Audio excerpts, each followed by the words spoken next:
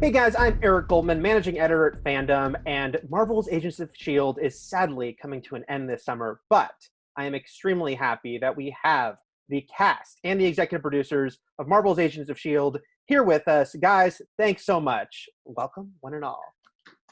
Thank you for having us. Hope everyone is safe and healthy out there. For the producers, you had the benefit of getting to plan your ending. Some shows don't get that. So knowing that, was there sort of touchstones you really thought about, thinking, oh God, we're wrapping up 7 seasons right now. So were the things you knew you wanted to hit along the way? I think that our approach was basically, this is sort of a last hurrah. And so, I think besides the fact that we try always to find stuff we haven't done, I think we tried to find stuff that both the fans, the writers, and the actors would want to see happen. And there's a little bit of a kitchen sink approach, I think. To the season. We thought season 5 was it, so we wrote what we thought was a great send-off for Coulson and May, and the team's continuing, and we thought, nailed it, very excited about that. Then we learned there was season 6. It's like, okay, well, we come up with another ending for that. Okay, cool. Oh, there's more. So yeah, at a certain point, we got to the bonus pack theory, which is, you play the whole game, and then there are bonus packs afterwards. So we had the space bonus pack. This is the time travel bonus pack, and we're super excited about that. But with the time travel bonus pack, it allows us to sort of not only go through the history of S.H.I.E.L.D., but also a love letter to the history of the show and the series in general, the mythology that we developed over the 7 seasons. Favorite moments, favorite characters, yeah. Yeah, I think the thing that they hit dead on the target was that it was fun. It was an opportunity for every single one of these actors to sort of play the roles that they wanted to do and have fun and see romance. And, as we've always said, this is a show about a group of men and women who, whether they knew it or not, were looking for a family and who somehow found a family together. And the last story is the story of what a family does when it gets to the end of its story. Now, Clark, obviously you go way back with this character, and, you had a first goodbye for him in Avengers. But now what is it like saying goodbye this time? Because now you've got 136 episodes of this series wrapping up. So what did it feel like to close this chapter with Coulson? I mean, I think by the time we got to season 7, I'd been killed 14 times. So several of them were Sarge. So there was a slight, I'm not going to lie, whatever, goodbye. But as Jeff Loeb said, you spend 7 years with people. There's a certain amount of family that gets going. So saying that goodbye over and over again got a little hard, but we went out having fun, which I think is what the show is all about. Now, for anyone in the cast, and please feel free to jump in throughout this, so we have a lot of sort of round robin questions. What was it like doing this last season? Was it sort of a senior year feel with both sort of the silliness of it, but also that weight of knowing, oh, this is the last time we're going to do blank. This is the last time we're going to work on this set. Did that sort of start to creep in as you got closer to the end? There was a lot of fun in the fact that we're traveling through time, so I don't want to give too much away on where we go, but there was like a new energy to this season. I think what Jeff was saying earlier was that there's, we in a way at least for me, I feel like I emotionally kind of wrapped up with season 5 a little bit. Like we thought that was kind of going to be the end, and then so season 7 did feel like a fun kind of. It felt a little surreal, especially the time periods. I've been seeing everyone out of their normal costumes and kind of all these period piece time wardrobing and sets. It was just really fun.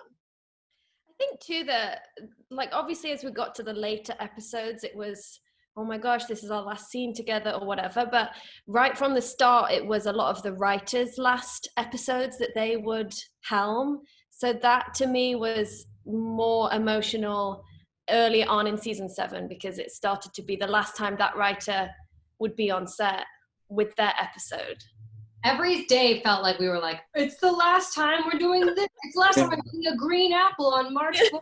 Well, you know, like every day it was kind of like a new, this is the last thing. So Yeah. I don't remember anything, but okay. Ming just said I don't remember anything. It's all a blurming. Yeah. And just to clarify for anybody watching, the person with the mustache, that's Jeff Ward. Just so you know, Yeah. For an actor playing Jeff Ward. He grew up in one of our time periods, and he decided he was going to stick with it. yeah. I just wanted to look like I was doing a terrible job at hiding my identity, so I found this fake mustache. You wear it well, Jeff. Thank you. No problem. You guys have mentioned now a little bit that, you know, you got this sort of big time travel adventure, and in season 5 you did go to the future, but this is much sort of bigger time travel story, it feels like, and jumping around to different eras. And so for the producers, how did you kind of decide that, you know, this, because the show has done a lot of different things, that this was going to be a fun adventure to put them on in this final season? It's sort of how we start every season. What haven't we done yet? right. We've done travel, but we haven't gone backwards. Yeah, I mean, there was a little of that. We make it sound like a joke, but yeah, and also just, you know, one of the things you want to do, you know, as everybody's been talking about, 5 was such a wrap-up moment about the emotion of these characters, and we wanted it to feel more of a wrap-up moment for the fans of the show, of the history of the show, of S.H.I.E.L.D. itself. And another aspect I'll say is that, you know, Coulson's always been history buff. He's always been sort of a nerding out about S.H.I.E.L.D. history and about that, and we thought it would be fun to drop him into it and let him be the eyes and ears for everybody of what's going on here. So, you know, we thought it was a good way to put the characters in new elements and hats. Yeah. No, but the hats is a legit point, because one of the things we try to do is we try and keep our characters growing, right? If you look back to who any of them were when they first showed up to who they are now, we think pretty good arc. But to actually let them go back and play different characters in different costumes, hats, wardrobe, even accents, it was a way to, I think, give the writers, the actors, the whole crew something fresh to do. It's hard to stay fresh after 7 seasons.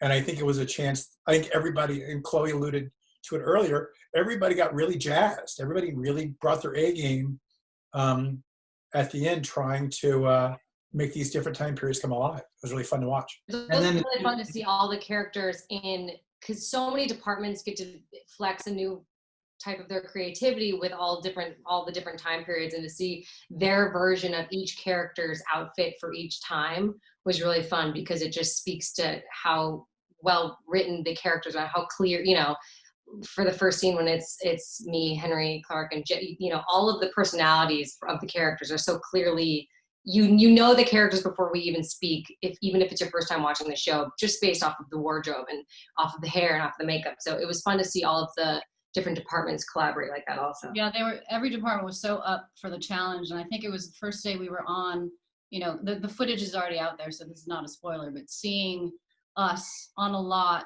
everything dressed in the 1930s, from the cars to the background to everything, it just Henry and his awesome fedora, but it sort of it gave everyone on the crew and us a boost. It sort of reminded us, oh, like, this is why we do this stuff. We're in the 30s. We're playing pretend. We're playing pretend. Everything looks like we actually traveled back in time. Yeah. So I think Jeff Ford is stuck in like an old-timey New York accent. He did it even off screen. It was mostly off screen. They wouldn't really let it on screen. Yeah.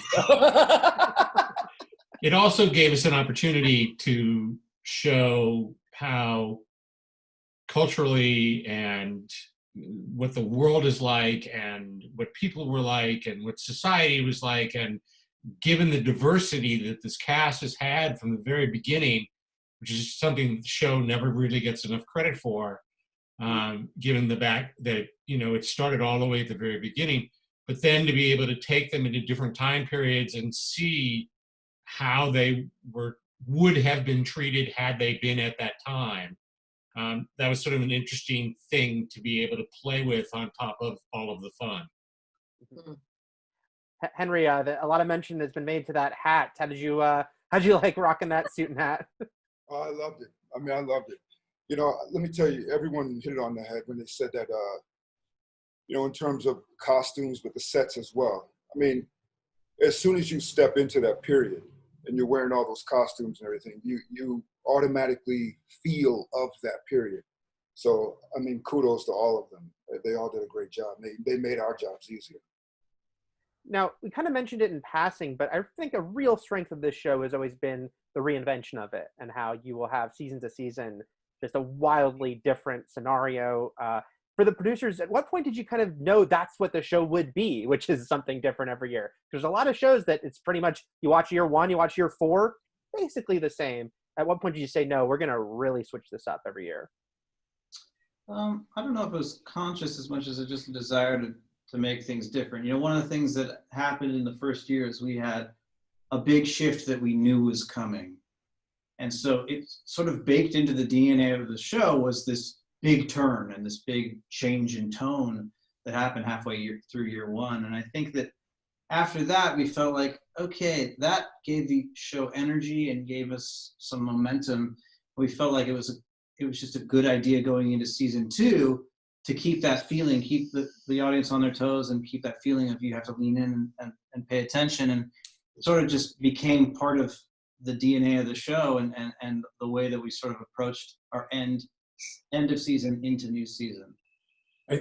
Yeah. I think we need to give Joss a little bit of that credit too, because he certainly did that on Buffy, you know, and I ran Angel for a couple of years there, and we did it on that. And the idea of just, you know, characters aren't stagnant, they grow and change. And I think, JEMMA, worked on, oh my God, Dollhouse, which did a similar thing.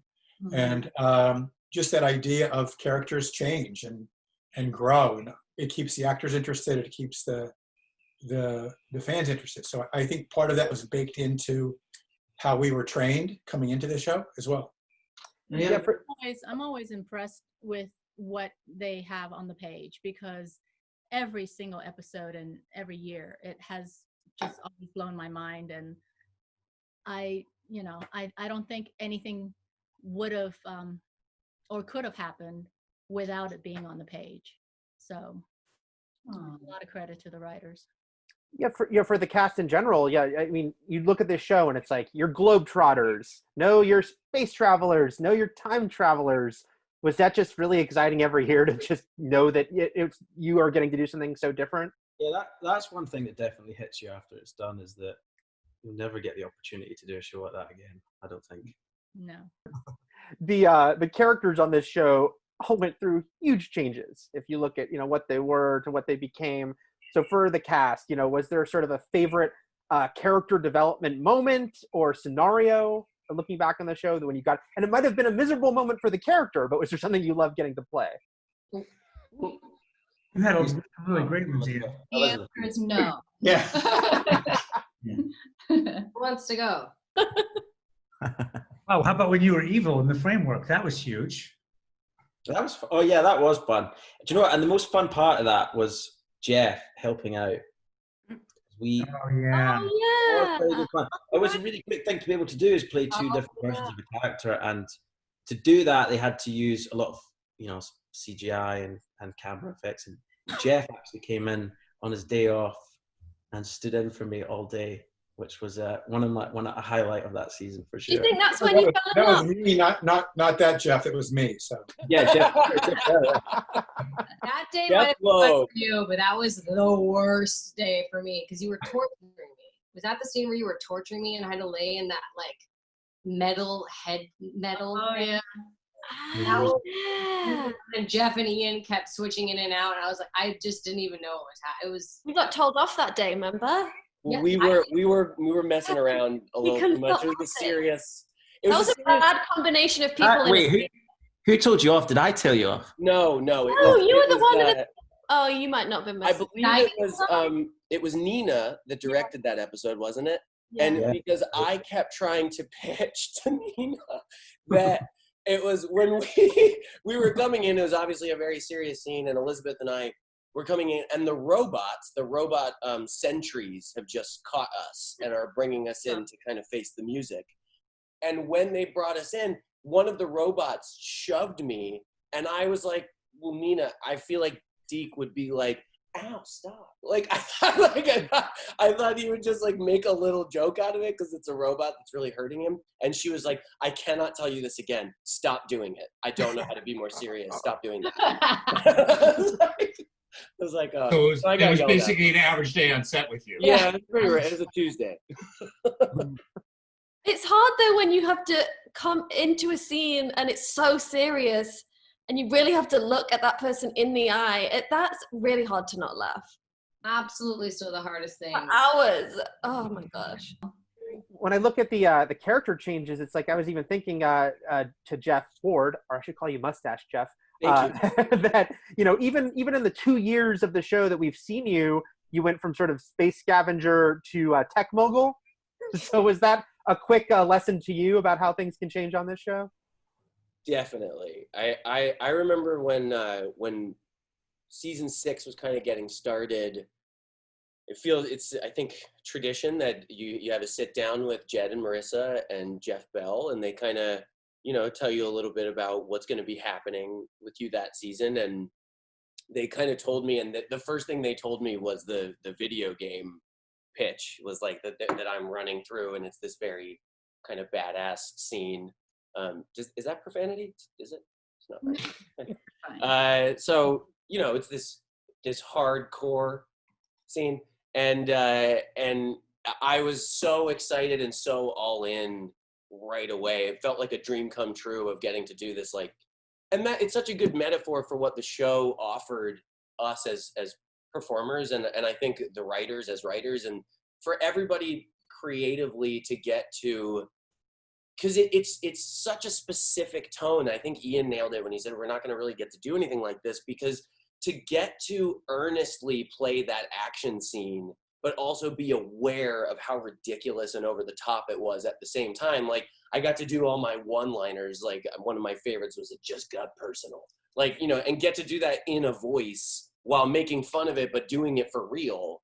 It's just such a awesome mixture of sincere and funny and heartfelt that I feel like, I was lucky to get to do that kind of stuff. And being just a huge, what's the clean word for Deke? Just he's so himself. Yeah. I don't know. He's a Deke. Yeah, but like to get to do that, and it was such a dramatic shift. And then through season 6, kind of an exciting thing for me was Jed and I had a long conversation one day, kind of about where Deke's where he had ended up that season, and it was right before we shot the big where he's like, "Nobody likes me, and I do all this crazy stuff because I don't know who I am and I don't know where I fit." And it felt like that was a really, really understandable moment for a person. And when we kind of got to that moment in the story, I felt like it was a really cool jumping off point for where he went afterwards, because it was sincere, and I started to understand who he was as a guy, not a cartoon character. Now, the audience has gotten very invested in some of the pairings, some of the couplings on this show. Yes, me and Henry come back. So I have to ask, though, and you got Coulson and May, and Fitz and Simmons, and Mack and Yogo. I guess Deke and Daisy ? But between them all, the show is throwing a lot of curveballs at all those couples. So what couple has had to deal with the most strife, would you guys say? Let's all say it on 2. I think for sure. Well, I mean, they all got it. I mean, Yo-Yo had her arms cut off. That's not easy. No. Coulson died. Not easy on May and the relationship. And then Fitz and Simmons just perpetually are separated. So I think a more prudent question would be, who has had the most strife within those relationships? The actors? Huh? You mean the actors? Like, which couple is the hardest? Oh to no, act? because we know who would win that, Elizabeth. I'm just saying that but I mean, with like each characters, yeah, which one Oh, had, who had it worse? yeah. Probably me and You all had my it dead in real boyfriends. life, but did your character have it worse? If you think about it, so there's some surreal moments. Daisy's gotten the most boyfriends killed off. Yeah. Right. All those guys. I think about like there's a lot of surreal relationship moments. I mean, when I think about Yo-Yo and Max sitting on the couch with Max's daughter in the framework. Oh God. I mean, like that. The thing that's a touchstone of a relationship that you can't really have in real life. And another one that jumps to mind for me is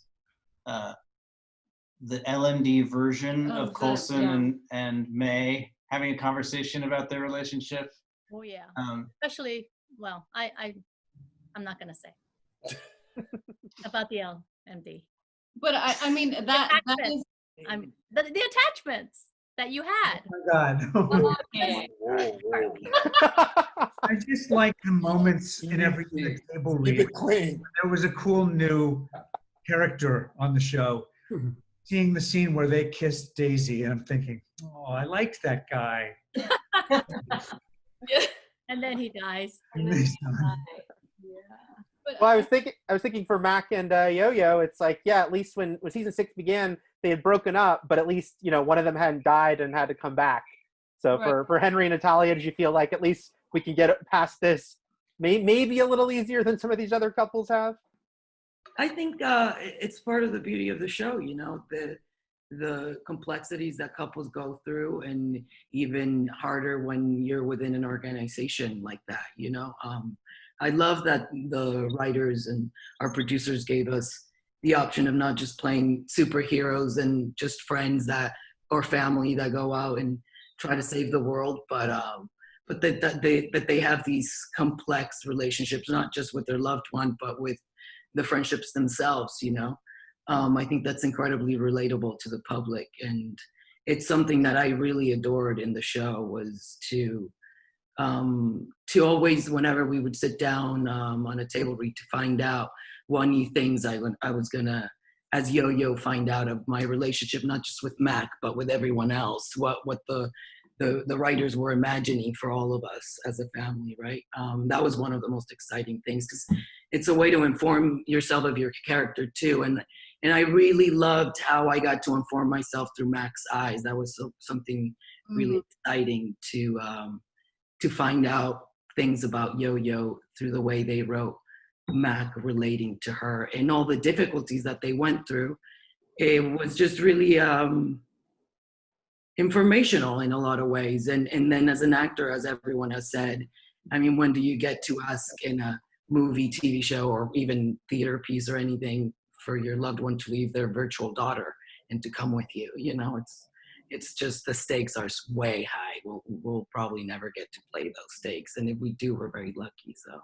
And I saw that after I was on the show. I had never seen that, and Henry destroyed me on that. It was I was like, and I saw him the next day at work, and I was like, I was just crying about your daughter. Like, that was really sad. And he's like, you're standing a little too close to me. What were you gonna say? Oh, I was just going to say, like, to Natalia's point, just taking these relatable, complex relationships and those moments within the relationships that we all have experienced, but we have the opportunity to just turn the knob to 11 and putting them in these situations that, you know, not only are you're relating to the emotion, but in metaphor, in the high stakes moment that they're in, it just kind of amplifies the emotional component of that even more. Like we all know that feeling of when your significant other is acting like just like an unfeeling killbot, you know, and you're like, yeah, why are you being like this, you know? Or just that in season 6, the whole Fitzsimmons episode, like that whole thing is them working through all their relationship issues, but in the most insane way. That right. Yeah. And I think it'll be fun. And it was a way that we sort of worked out. Yeah, we hammered some stuff out. Hammered some stuff. Which stuff exactly? I think it'll be a nice part of the season, or a fun thing for the audience to see. I think that you can tell when you read anything on the internet, so there's someone who believes that every single one of these relationships is the most important one, no matter what, and is a forever love, as we refer to it in the writer's room. And it'll be fun to see how these relationships end when the show ends, and who ends up where.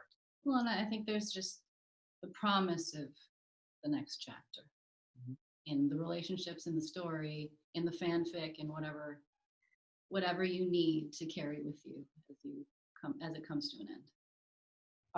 Elizabeth, Ian, was it fascinating for you guys to do that episode last season where you're kind of going through all the different versions of your characters, including when you dressed up basically what you were like in the pilot? Was that quite a little flashback for you? Yeah, that bit was so emotional. I got so emotional with OG Coulson. Oh, yeah. That's so fun, Ian. And just like, I mean, I had tears in my eyes when he turned around in the conference room, and it's interesting because you realize how much Coulson has evolved and changed, obviously, with everything he's been through. But to see him like he was in the movies, it was just such a, oh my God, I remember the theater I was in when I saw the first Avengers, like that Elizabeth being in that scene. That was such a trippy, cool moment. That could be one of my favorite moments of the show. And we kind of referenced this a little bit, but let's talk about the LMD in the room, because Clark, you have been playing different characters now for 3 years in a row on the show. So what is that like to, last year Sarge, he was a pretty dramatic version, but now we've got this LMD and it is Coulson, but it's not. So is that interesting for you as a performer to have to kind of make sure to show these little nuances? I mean, yeah, it's what we've talked about, which is if you were on a show where you're doing a different version of last season this season, it wouldn't be as fun, especially 7 years in, but to, get that sit down, the scary sit down every year where you get explained, okay, so it looks like you, but you might be a psychopathic alien, go. That was truly jarring after 8 or 9 years playing the character, especially because I think some of the answers, fiendishly, they said, I don't know, we don't know, figure it out. So the relative jump of playing and I wouldn't call him an LMD really, just because the technology that's involved is way beyond. He's kind of more in the Chronicom realm in my mind. To have him be this synthetic being, even though he was very adamant that he didn't want to be brought back ever, especially not this way. That was a really fun beat to play, and you see that immediately in the first episode of the season, him kind of playing with, how do I feel about this? Is this me? What is this? What am I right now? Kind of classic bot dilemma. And, knowing that as a robot, he's got to watch his back with Mack. Seeing you in that first scene after you were playing Zaddy, is Zaddy the word that you say? What's a Zaddy? Like a Zaddy? Like Sarge was hot. Sarge, all shredded leather and like skinny jeans. So Elizabeth, spot on, and it was a look, and it was just hot and so cool, and like he was a Zaddy. Anyway, bad guy, we all like it. And then to see that first scene when he, I think they showed it where, he comes back and he's in such a Coulson classic suit. You're right. It was just so good. And Clark did such a good job. It was jarring to go back as opposite him in the scenes after shooting with Sarge and then Coulson again. Yeah. I just remember Clark was a little nervous and hesitant. I might be wrong in creating Sarge, but man, did you get into it. You were so into it after a few episodes, like with the gun, that big gun thing that you had. It was fun to watch that. Ming, I wanted to ask about the evolution of May, because we met her and she was very stoic, clearly very formidable, and we got to see sort of the guard come down as we've seen her relationships grow and got to get to know her more. So has that been interesting for you to both kind of unpeel the onion of May, but at the same time, has season 6 finale reminded us, still showed that she is tough as hell along the way? Well, I mean, I think of all the characters, there is a through line with May that stays very consistent when it comes to her job as an agent, but definitely underneath all that, you know, it's almost like when you go to work and you see, well, when we used to go to work and you see people and there's a certain persona that they put on, but you know, you don't know behind the scenes what they're like. That's kind of May. May always has a certain stoic persona no matter what at work. But it was really fun, you know, because I'm a mom, and bringing that maternal side to the family was fun for me. And then of course the development of the relationship with Coulson was a very slow burn until the kiss, and then whatever happens after that. It was, you know, it was really fun to kind of create that Felinda fandom, because that's what they wanted, and it was really nice to sort of know her backstory, you know, with a husband that ends up becoming a monster. Quite literally. Very quickly. Quite literally. And that, you know, that she feels things, but she just hides them quite a bit. And I also wanted to add that I was really surprised to see them showing May and Yo-Yo in the clip, because that's later in the season. But I wanted to bring up that for season 7, what was really special was not just bringing up the history of SHIELD and Hydra, and it was also these WASPs, they're called. They're women Air Force pilots, and that there were like Asian American pilots back in World War II, you know, Latinas, and it was wonderful that they were able to incorporate the armed forces of the women into season 7. That was always been a very special thing. Yeah, Ming told me that story during the shooting of that clip of that scene, and I loved it. I hadn't heard of it. They actually in World War II used a lot of women, and a lot of them were minority women, as target practice. They were better flyers than the men, but they couldn't fly in the war. So the soldiers in America would use them as target practice. They would literally be the moving enemy, the women flying the airplane, and the men would practice their shooting, but they never got to go to war. And we were dressed as them in that clip, and Ming told me this whole story. It was wonderful. Wow. And those are the things you learn when you look into it. We know in this season that you know, we've got Mr. Patton Oswalt showing up, maybe a little different from before. People have been very excited by seeing that Stusa from Agent Carter is going to be on this season. Should we think that we might see maybe some other familiar faces as we say goodbye to Agents of S.H.I.E.L.D. along the way? I think that's a safe bet. As you mentioned earlier that you kind of wanted to acknowledge both the history of the show itself and the organization. So is that kind of a cool thing to be like, okay, how can we kind of pepper in, whether it be direct appearances or just nods to things from the past? Yeah, I mean, the Sousa thing was a no-brainer for us because we love Enver. Yeah, we've worked with Enver before. It was like a hanging piece of story that people would love to revisit. So we got to glimpse him in the past, and you know, the fun thing about this show, as much as the actors are saying they're not going to get to play that kind of stuff, it's the same for writing it. You know, every year we change it. We got to do whatever we wanted with it, and you know, we literally went to a fantasy world where everybody got to play different versions of themselves. We got to, you know, it's so fun to play with. And so this is another example of that, of like, oh, there's that other show, that guy's good. Oh, let's just put him on, and that's perfect, you know. And it's a chance for Coulson to come face to face with actual history that he's studied. So, you know, all those opportunities are, you know, we take them when we can get them. Now, I know 136 episodes gives you a lot to pull from, but I do wanted to ask everyone if you could mention a favorite moment from Agents of S.H.I.E.L.D. And it could be making it, or it could be an actual, like, you know, the product itself. But Elizabeth, I'll start with you. What sticks out to you as a standout favorite moment from the show?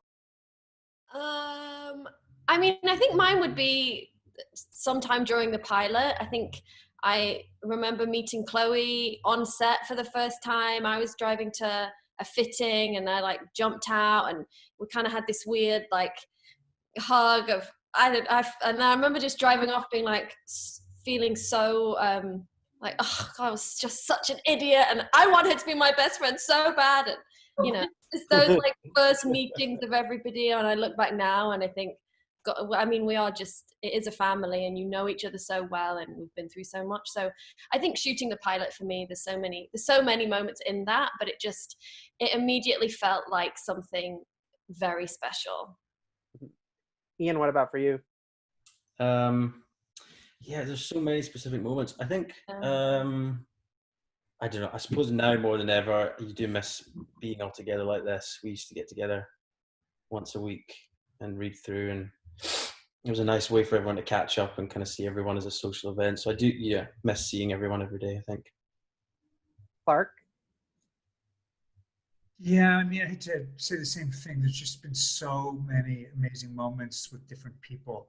But the one I think about is that the first season was really wild. We had action and injuries and figuring out how to make the show and secrets about Hydra, and didn't really know each other very well, and liked the people on the team for the most part. And there were some moments at the very end of the season where they're just sitting there having a beer together, realizing that they've become this thing. And it felt like what was going on with us that really stick out as really moving moments to me. Mo and Jed, what about for you? Yeah, so many. A big one for me was shooting the end of season 5. It was the last, I was directing, and it was the last day of shooting, and it was the last scene. And we got in and we tried to rehearse.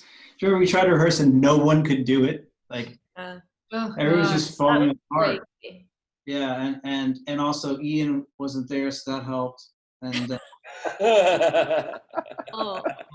no, but it was one of those moments where, just like you're saying, that the show starts and you sort of don't know each other, and you're all like, we're in this together, but who knows where it'll go. And to feel all that history and have it sitting in the room and having it end up with the lens capturing it, and people were gathering as we were filming the end. People are gathering because we're about to have the wrap party, and everybody's kind of impatient for it to end, and we're shooting the last shot of him walking down. And that was just an important moment that I remember, because we're all there cheersing what we'd created.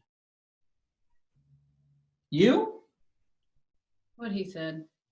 I mean, that's not a cop-out. It's just that was such a significant moment for all of us. We were also celebrating our 100th that year, weren't we? Yeah, and it was we didn't know if we were coming back. So it was such a significant season for all of us, and in going to the end of it, we thought, okay, this is really the end, and we thought we had tied everything up in the writing, in the performance, in the characters, in the closure we were giving them, or maybe not closure, painful sort of promise of what's next. And yeah.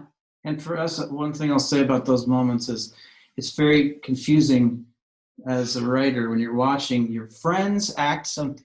You've written something trying to make people who are watching it feel sad by making the people who are acting it play sad, and your friends are doing it, and they're doing a wonderful job of it. And that feeling of there being so much emotion packed into those moments is there's no way really to describe it other than the words. That day was brutal. That was so sad. No one could keep it together. He means like no one could stop. We couldn't. Everyone was just crying so much. Waterworks, yeah. For like 7 hours. Yeah, it was a lot in there. My eyes were so swollen by the end of it. I remember going to you, Chloe, and being like, so here's the reality. Your little bit is going to be in like 6 hours. Yeah. And I know, and I was like, cool, like not, and then I just couldn't. I would look at Elizabeth, everyone was just crying and just, yeah. Ming, what about for you? I think for me, it's the laughter and the fun that we had on set every single day, whether it was, somebody messing up a line, tripping, making a dirty joke, I don't know who would do that. Somebody. Like whether somebody did, she's talking about all things she did. Exactly. But it was such a heightened environment on any given day because we had so much to accomplish, whether it's a fight scene or whether it was an explosion or an emotional scene. And the way to relieve it was through laughter. And our crew was amazing. I mean, I miss them dearly. We always made sure to have a good time, you know, and I miss the laughing. You were definitely the main source of laughter, Ming. Yeah. Hear you from across the lot. Yeah. And, you know, that is one thing I'll say about Ming is she's so polar, as everybody knows at this point, she's so polar opposite to who she plays. But I think it was like one of the very first moments that May had, I don't, maybe episode 2, but she says, if I need a gun, I'll take it. And that just, you instantly knew so many things about May. She's her confidence, her moral stance on weapons. She knows she's calm and cool in a high stakes situation. And if she needs a weapon, she's so badass that she's going to take it. And I think, you know, you sold that so well. And then from that point forward, it's why May is a fan favorite. And I know you always had, you know, you struggled with it because it's so opposite of who you are, but you did that from day one. And what is the phrase that you guys always say to me? Less Ming, more May. Yeah. That was great. Less Ming, more May. Yeah. Mr. Jeff Loeb, you were there from the very inception of this show. So what is your sort of standout memory of it? I think it's sort of an overwhelming accomplishment. It was the first show that Marvel Television got on the air, and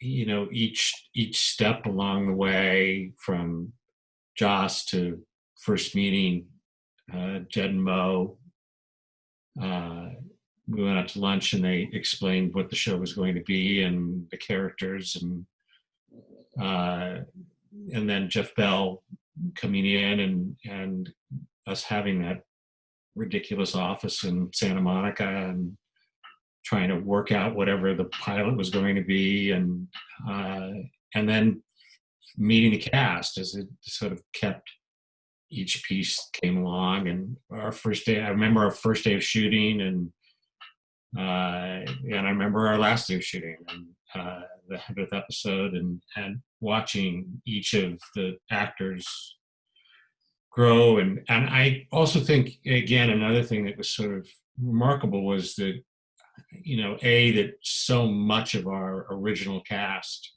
stayed with us for all 7 seasons, but that when Jeff and Natalia and Henry joined our cast, it was just seamless. It felt like it got to the point where I remember at one point we had to go back and sort of summarize what happened in season 2 or season 3, and you know, that it was like, oh yeah, then Henry came in, and wasn't Henry like already on the show? And I think that just speaks volumes about Sarah Finn, who cast the show, but also about Jed, Mo, and Jeff, who just had an extraordinary instinct in terms of the people that we had, and the many, many, many guest stars that we had along the way, all of whom I think eventually died, and all of whom eventually said to us, is there a way that I can come back and do the show again? And that was just the way that Jeff and Jed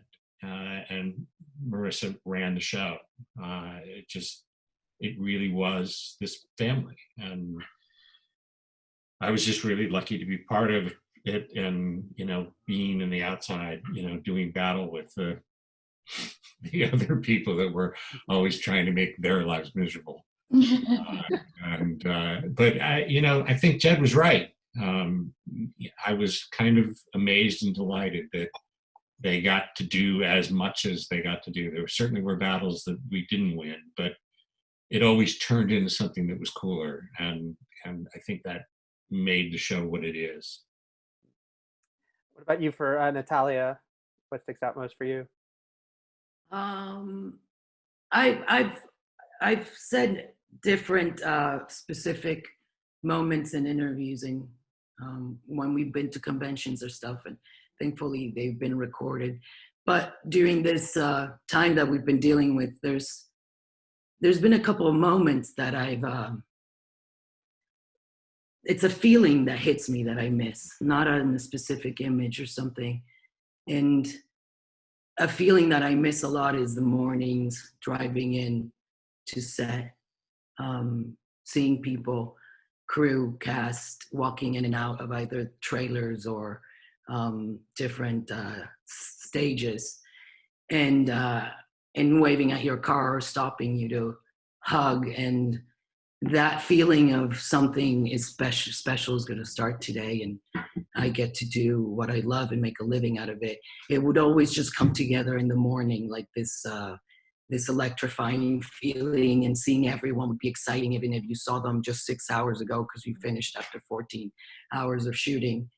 There was, in the mornings, I just was always very impressed that our wonderful crew was always, you would walk in and there would be this just electrifying light energy of love and acceptance, and there was always hugging. I mean, some of them now that we're with COVID have texted me and said, there's no hugging, there's not gonna be any hugging anymore, because, and it made me sad. It gave me that feeling of, that was one of my favorite things, walking in the mornings and seeing all those faces, being happy to be there, and specifically getting to do what you love.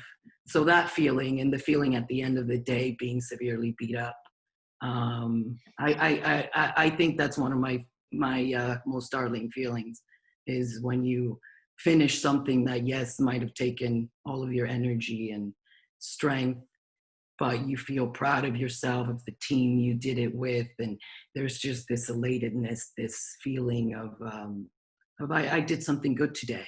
I did good with what I love, and I did my best. And I would just always drive off on my way home, filled up, whole, feeling whole. And that's a feeling I miss a lot, and you rarely get in jobs. So it's one I'm very grateful for, and I've been thinking of a lot during this time, for sure. Thank you. Henry, there's the axe gun, but besides getting to use the axe gun, what stands out the most for you for making the show? Well, first of all, Jeff's mustache is distracting me. I'm sorry. 100%. My Lord. Award for you, big fella. A good way? Like a good Lord way. have mercy. No, it looks good on you, man. Just take it off when we're done, all right?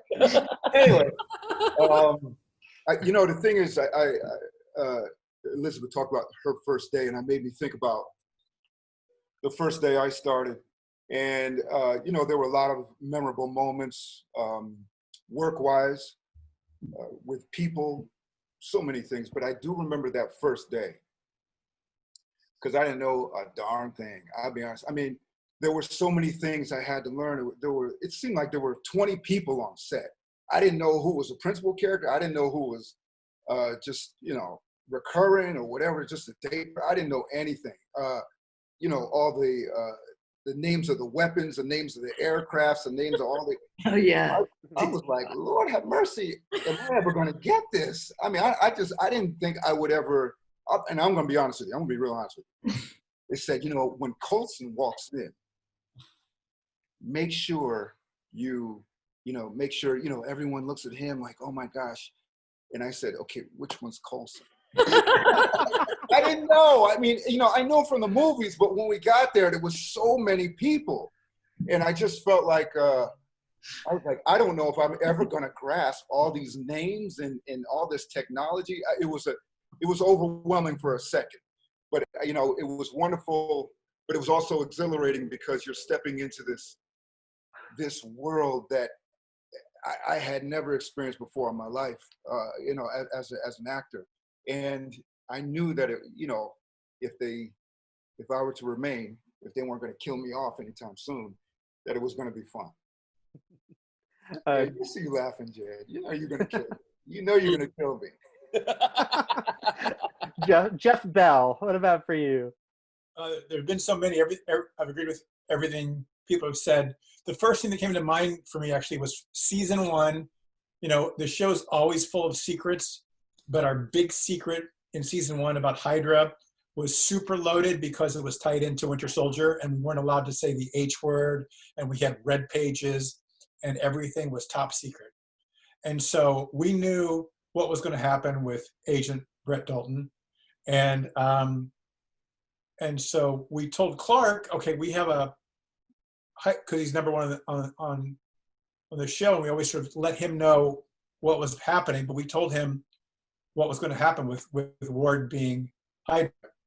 And then I remember bringing everybody else into the trailer, sitting them down. You know, we said, well, we had pages before, but these are the real pages, and passing them out and having people read them and learning what Grant Ward did.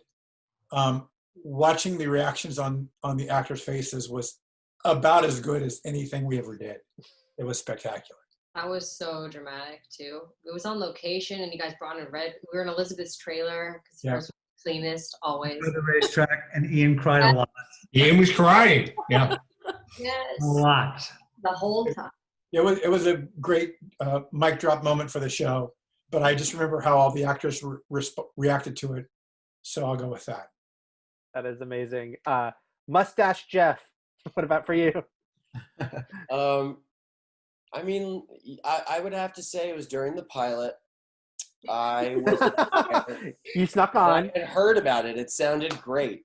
And no, I mean, I feel like it's just weird for me because I really feel like I was never really supposed to be there in that capacity. And Oh, you knew that?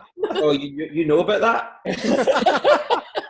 Henry, you thought they were gonna kill you off, man? They were like, oh my God, we couldn't kill him quick enough.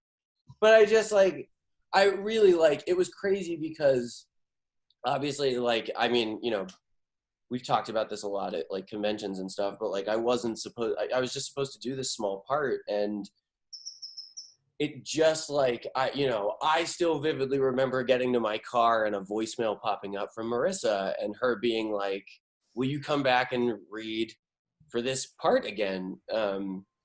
And you know, and I was kind of like, yeah, sure. And I did, and everybody was so nice to me in the audition, and Belle was there, and Loeb was there, and Jed, and you were there, and you were there, and you were there, and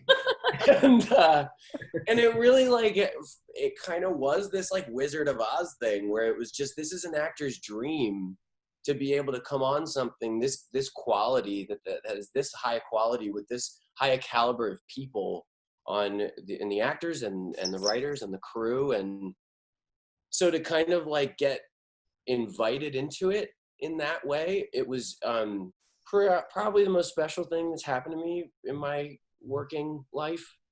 But the moment that you know, it's just so hard, but because there's so many, but it was that, I don't even know when it happened, but it was all of the sudden, as Natalia was saying, kind of getting there in the morning, and like I felt like I was part of it all of a sudden, which was like a really crazy feeling because I had felt so on the outside, but the only reason I felt on the inside was because they all invited me in.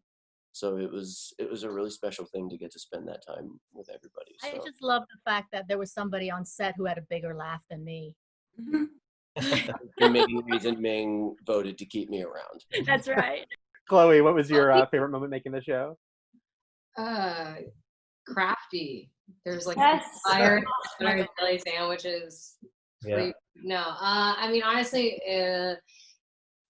off screen, just the in-between moments that just you look back and it fills your time, and it just like everyone said, I mean, I grew up on the set and I couldn't have asked for like a more incredible environment to just learn from, and it's just a feeling. It's just such a, I literally, this is so boring, but having dreams of just being on set, not shooting, just like going to Crafty, hanging out with Elizabeth by the trailer, like chatting with, like, I just have dreams of like the mundane in between moments that actually, in retrospect, made the entire show just such a special experience. Because we spend so much time off camera together, and that, you know, it's those little in between moments that really just made everything special. And honestly, the peanut butter and jelly sandwiches were really good.